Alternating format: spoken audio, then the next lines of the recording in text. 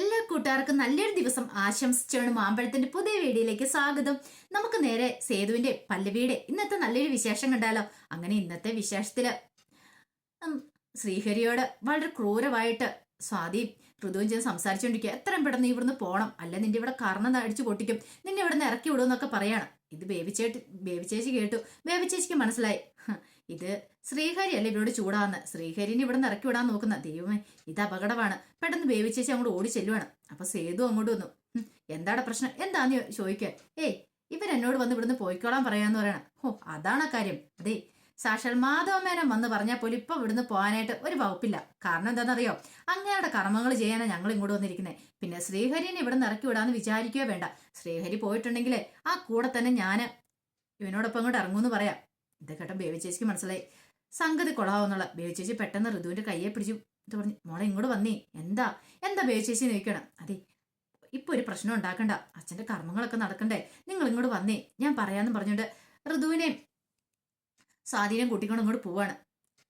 ഈ സമയത്ത് സേതു പറഞ്ഞു, എടാ നിന്നോട് അവള് അങ്ങനെയൊക്കെ പറഞ്ഞപ്പോ നീ ഇടം മിണ്ടായിരുന്നു. എന്റെ പൊന്നോ, സേതുവേണ്ട പെങ്ങന്മാര് എന്ത് പാവത്താമാരാ, ഇങ്ങനെയുള്ള പെമ്പിള്ളേരെയും കണ്ടിട്ടേ ഇല്ലെന്ന് പറയാം. മനസ്സിലായെന്നില്ല നിനക്ക് കാര്യങ്ങളൊക്കെ. ഇനിയിപ്പം നീ കൂടുതലൊന്നും പറയണ്ട. ദേ, അവൾമാരെന്തേലും വന്ന് പറഞ്ഞിട്ടുണ്ടെങ്കിൽ ആ സെക്കൻഡിൽ എന്നോട് പറഞ്ഞോണം. ദേ, അവൾമാരുടെ ആട്ടും തുപ്പും കേട്ട് ഇവിടെ കിടക്കേണ്ട ആവശ്യം നമുക്കില്ലെന്ന് പറയാം. അതൊക്കെ എനിക്കറിയാം സേതുവേട്ടാ, പിന്നെന്താ കുഴപ്പം, ഒന്നും സംഭവിക്കാൻ പോകുന്നില്ല, നീ ധൈര്യമായിട്ടിരിക്കെ. ഇവിടുന്ന് ഇറങ്ങുന്നുണ്ടെങ്കിൽ നമ്മൾ രണ്ടും ഒരുമിച്ചായിരിക്കും ഇറങ്ങുന്നത്, അല്ല നീ തന്നെയായിട്ട് ഇവിടുന്ന് ഒരു പോക്കില്ല. പറഞ്ഞല്ലോ ശ്രീഹരി. അതൊക്കെ എനിക്ക് മനസ്സിലായി സേതുവേട്ടാന്ന് പറയാം. എന്നാ ശരി, പോവാന്ന് പറഞ്ഞ് രണ്ടുപേരും കൂടെ അങ്ങോട്ട് പോവാണ്. പിന്നീട് കാണിക്കുന്ന സേതു ഇങ്ങനെ ആകെപ്പാടെ ആലോചിച്ചോണ്ടിരിക്കുകയാണ് മുറിയില്. ഒരെത്തും പിടിയും കിട്ടുന്നില്ല. സേതു കിടക്കുമായിരുന്നു, കിടന്നിട്ട് ഉറക്കം വരുന്നില്ല. എന്നെ പോലും കിടന്നിട്ട് ഉറക്കം വരാത്തെ എന്താണെന്നറിയില്ല. മാധവമേനന്റെ മുഖം മനസ്സിലേക്ക് ഓർമ്മ വരുന്നേ. കണ്ണടച്ച് കിടന്നു നോക്കി, തലവേണം മുഖത്തെടുത്ത് വെച്ച് കിടന്നു നോക്കി, ഒരു രക്ഷയില്ല. പിന്നീട് നോക്കിക്കഴിയുമ്പോഴത്തേനും ആ ഫോട്ടോ, മാധവന്റെ ഫോട്ടോ അവിടെ ഇരിക്കുന്നുണ്ട്. ഓ എന്റെ ദൈവമേ, ഈ ഫോട്ടോയപ്പോ പ്രശ്നം. പെട്ടെന്ന് എന്ത് ചെയ്യുക, അവിടെ കിടക്കുന്ന ഒരു തോർത്തെടുത്തിട്ട് ആ ഫോട്ടോ ഇങ്ങോട്ട് മറക്കി വേണം. ഇപ്പൊ സമാധാനമായി. അങ്ങനെ തോർത്ത് വെച്ച് മറച്ചിട്ട് ആ കട്ടിലേ വന്നിരിക്കുക. അപ്പോഴാണ് ശ്രീഹരി കയറി വന്നേ. ശ്രീഹരി കയറി വന്നിട്ട് ചോദിച്ചു, എന്താ സേതുവേട്ടാ മോഹം എന്താ വല്ലാതിരിക്കുന്നേ, എന്തെങ്കിലും പ്രശ്നമുണ്ടോന്ന് ചോദിക്കും. എന്താടാ, എന്താ കാര്യമുണ്ട്, എന്താ കാര്യം ചോദിക്കണം. അല്ലാത്ത പിന്നെ ഞാനേ, എനിക്കാണെങ്കിൽ ദേ ആ അച്ഛൻ എന്ന് പറയാം അങ്ങേരുണ്ടല്ലോ, അങ്ങേരുടെ മുഖം എന്റെ മനസ്സിൽ നിന്ന് മായുന്നില്ല എന്ന് പറയാം. അതിനിപ്പം എടാ ഞാൻ അതുകൊണ്ടേ ഭയങ്കര ഒരു അസ്വസ്ഥയെന്ന് പറയാം എനിക്ക്. ഓ, ഇതാണോ സേതുവേട്ട കാര്യം. സേതുവേട്ട മരിച്ച് 16 കഴിയാതെ അവരുടെ ശരീരം പോയിട്ടെന്നുള്ളൂ, ആത്മാവ് ഇവിടുന്ന് പോകത്തില്ലെന്ന് പറയാം. കർമ്മങ്ങളൊക്കെ ചെയ്തതിന് ശേഷം അതെല്ലാം കൊണ്ട് പുഴയിൽ ഒഴുക്കി കളഞ്ഞാൽ മാത്രമേ ആത്മാവിന് ശാന്തി കിട്ടുള്ളൂ.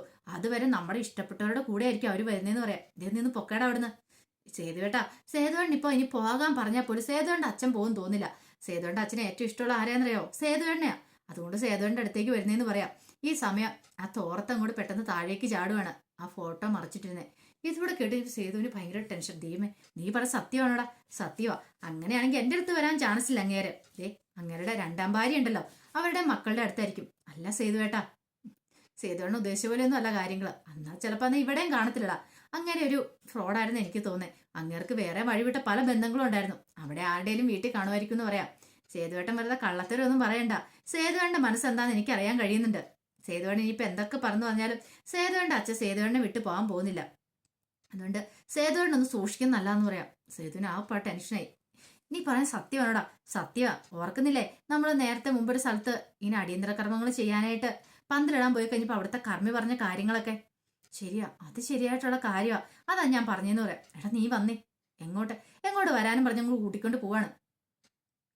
പിന്നീട് ആ സിറ്റോന്റെ താഴെയായിട്ട് കുറെ ചെടികളൊക്കെ നിപ്പുണ്ടായിരുന്നു. അങ്ങനെ ആ പുൽത്തടിയിൽ സേതു പരതുവാണ് രാത്രി. എന്താ സേതുവേട്ടൻ ഇവിടെ നോക്കുന്നത്. എടാ കുപ്പി ഇവിടെ വെച്ചിട്ടുണ്ട്. ഓ അങ്ങനെ വരട്ടെ. പിന്നീട് സേതു തപ്പി പിടിച്ച കുപ്പി എടുക്കുവാണ്. അല്ല സേതുവേട്ട, ഇതിന്റെ കാര്യമുണ്ടോ. പിന്നെ വേണോ, നീ ഒരു കാര്യം ചെയ്യാം, പോയി വെള്ളം എടുത്തോണ്ട് ഞാൻ പറയണം. പെട്ടെന്ന് ശ്രീഹരി അങ്ങോട്ട് പോവാണ്. എടാ നിന്നോട് വെള്ളം ചോദിച്ചിട്ട് നീ വെള്ളം എടുത്തില്ലേ. അതിനല്ലേ സേതുവേട്ടൻ ഇവിടെ ഓസ് കിടക്കുന്നേ.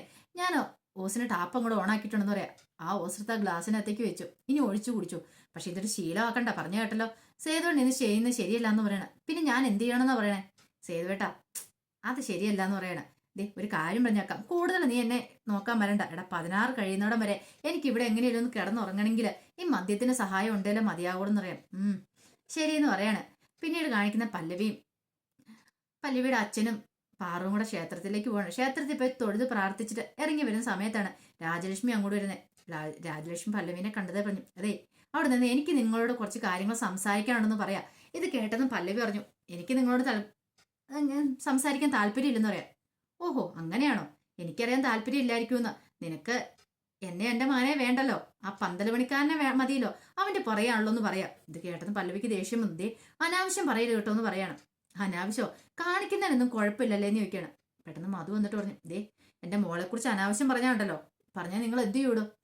എടോ, പെൺമക്കളെ നേരെ ചൊവ്വേ വളർത്താൻ പഠിപ്പിക്കണം ആദ്യം, എന്നിട്ട് അയാൾ വലിയ ആളാന്നും പറഞ്ഞ് നടക്കുന്നു, നാണം ഇല്ലാത്തതെന്ന് പറയാണ്.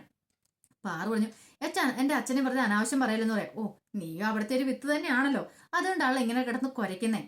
എടി, എൻ്റെ മകൻ എന്താ ഒരു കുഴപ്പം? പിന്നെ ഒരു മകനൊരു കുഴപ്പമില്ല, അതുകൊണ്ടാണല്ലോ ആദ്യരാത്രി തന്നെ ഞാൻ ഇവിടെ നിട്ടെറിഞ്ഞിട്ട് ഓടിയത്.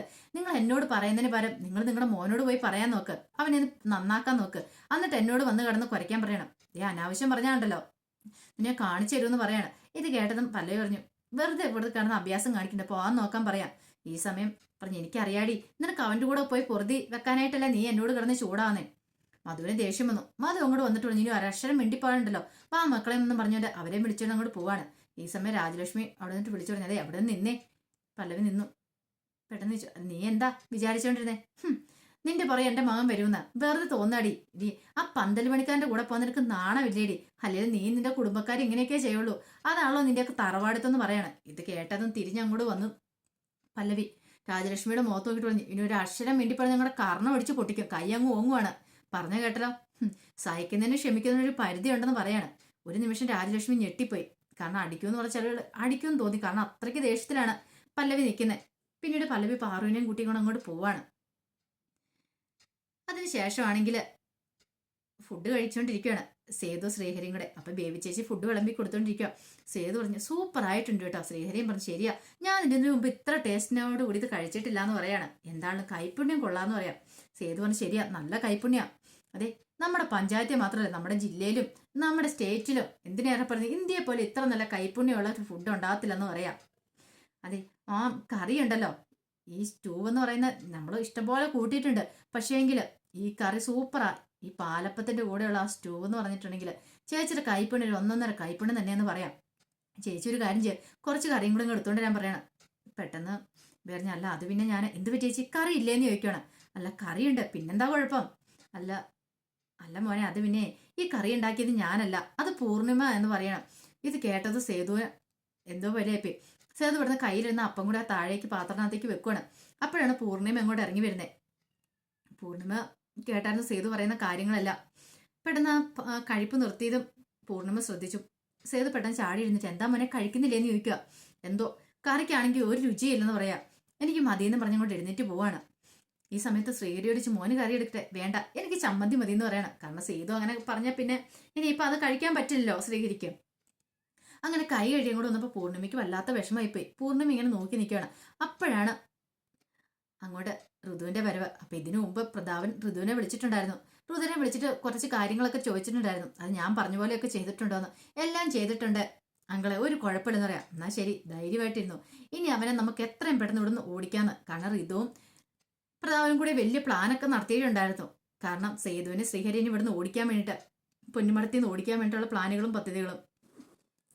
പിന്നീടാണ് ഋതു അങ്ങോട്ട് വരുന്നത്. പൂർണ്ണിമേനെ വിളിച്ചിട്ട്, അമ്മേ ഒരു കാര്യം ഉണ്ടെന്ന് പറയണേ. എന്താ അത്? എൻ്റെ ആ നെക്ലേഴ്സ് കാണുന്നില്ലെന്ന് പറഞ്ഞു. നെക്ലേഴ്സോ? അതമ്മ ഞാനതോടെ ഊരി വെച്ചിരുന്ന, അച്ഛൻ എനിക്ക് ഗിഫ്റ്റായിട്ട് തന്ന ബർത്ത്ഡേ ഗിഫ്റ്റായിട്ട്, അത് കാണുന്നില്ലെന്ന് പറയണം. അപ്പോഴാണ് സ്വാതിയും അച്ഛൻ കൂടെ അങ്ങോട്ട് ഇറങ്ങി, എന്താ കാര്യം എന്ന് ചോദിക്കണം. അത് ഇവളുടെ നെക്ലേഴ്സ് കാണുന്നില്ലെന്ന്. വേവിച്ചേച്ചി പറഞ്ഞു, അത് എവിടെയെങ്കിലും കാണുമ്പോളെ അത് ആരെടുക്കാനെന്ന് ചോദിക്കുകയാണ്. അപ്പോഴൊക്കെ സേതു ശ്രീഹരി അവിടെ നിപ്പുണ്ടായിരുന്നു.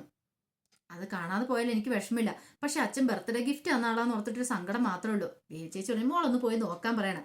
അപ്പോഴാണ് പ്രതാപന്റെ വരവ്. പ്രതാപന് ചോദിച്ചു, എന്താ എല്ലാവരുടെ മുഖം എന്താ വല്ലാതിരിക്കണമെന്ന് ചോദിക്കണം. സാധു കാര്യങ്ങളൊക്കെ പറയണം. ആണോ? അതെവിടെയും പോയി കാണത്തില്ല, ഇവിടെ എവിടെയെങ്കിലൊക്കെ കാണുമായിരിക്കും.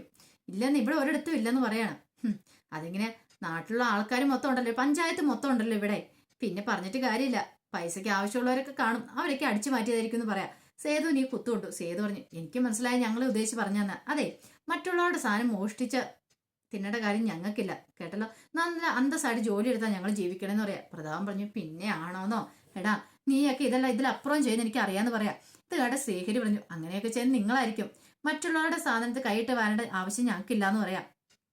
പെട്ടെന്ന് പ്രധാൻ പറഞ്ഞു പിന്നെ ഒരു പുണ്യാളന്മാര് വന്നിരിക്കുന്നു.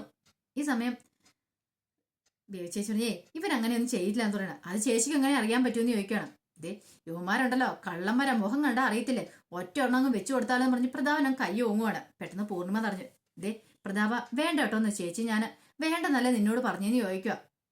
ഇത് കേട്ടപ്പോ എന്ത് ചെയ്യണമെന്നറിയില്ലാതെ സേതുവും ശ്രീഹരിയും എല്ലാവരും കൂടെ നിൽക്കും. അപ്പൊ അതിന്റെ വിശേഷങ്ങളൊക്കെയാണ് കണ്ടത്. ഇതിന്റെ ബാക്കി വിശേഷങ്ങളുമായിട്ട് വൈകുന്നേരത്തെ പ്രമോയി വരാട്ടോ. ഒരിക്കൽ കൂടി എല്ലാവർക്കും നല്ലൊരു ദിവസം ആശംസിച്ചു നിർത്തുന്നു.